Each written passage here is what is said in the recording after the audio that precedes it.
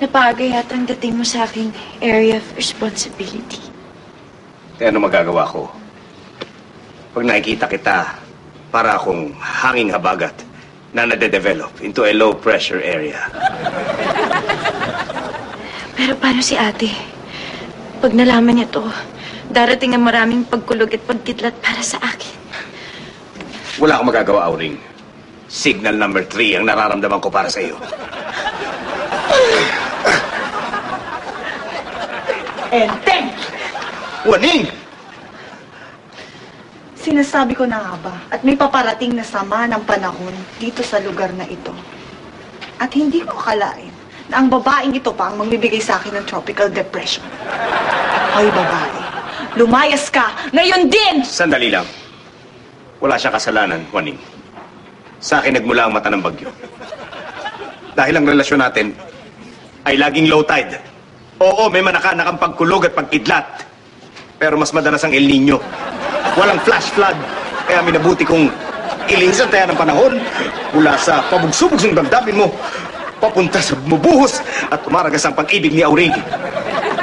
Bakit, Enteng? Kulang pa ba ang occasional rain showers at thunderstorms? Kailangan ba laging maaliwalas ang lahat? Hindi ba pwedeng makulimlim paminsan-minsan? Waning, okay lang sana kung laging ganun. Pero hindi eh. Lagi kang 16 degrees Celsius. Parang ang bagyo sa lamig. Kailangan ko ng init.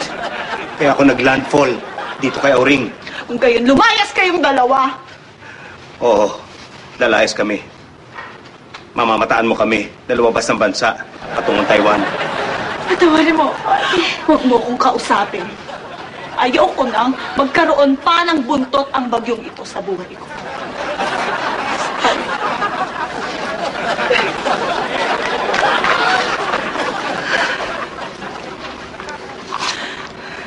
Alam kong hindi laging magiging ganito ang buhay ko. Huhupa din ang bagyo at sisikat din ang araw sa ganap na 5:34 a.m. at lulubog din silang dalawa sa ganap na 6:42 p.m. Dahil bukas, may pag-asa pa. Morning! Good morning. Ano maganda sa umaga? Ha? Nakasaya mo oras ko.